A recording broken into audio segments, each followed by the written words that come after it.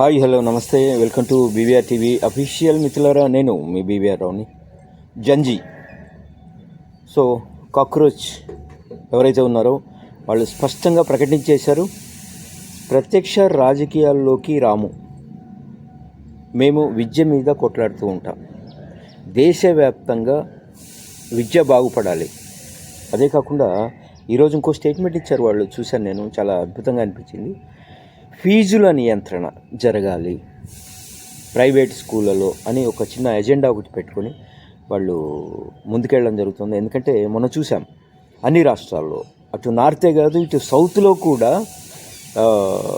Cockroach వాళ్ళకి మంచి మద్దతు లభించింది. వాళ్ళంతా చాలామంది పాల్గొన్నారు.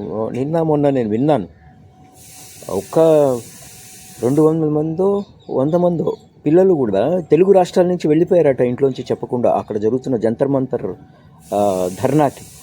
తర్వాత వీళ్ళు తల్లిదండ్రులు ఆందోళన పడితే మళ్ళీ అక్కడి నుంచి ఫోన్ చేసి, లేదు మేము ఢిల్లీలో ఉన్నాం, జంతర్ మంతర్ ఆందోళనలో ఉన్నాము, మీరు టెన్షన్ పడకండి, ఎలాంటి కేసులు పెట్టకండి, సో మేము తిరిగి వచ్చేస్తామని చెప్పారట. నిజంగా అంటే ఎంత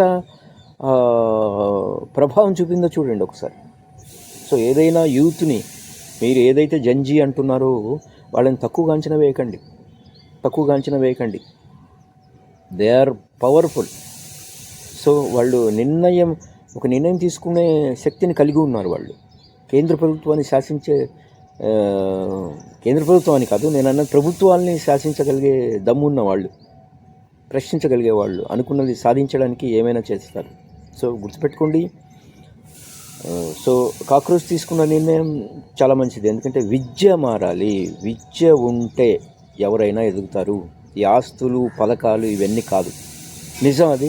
సో నేనైతే పూర్తి సపోర్ట్ వాళ్ళకి. Thank you.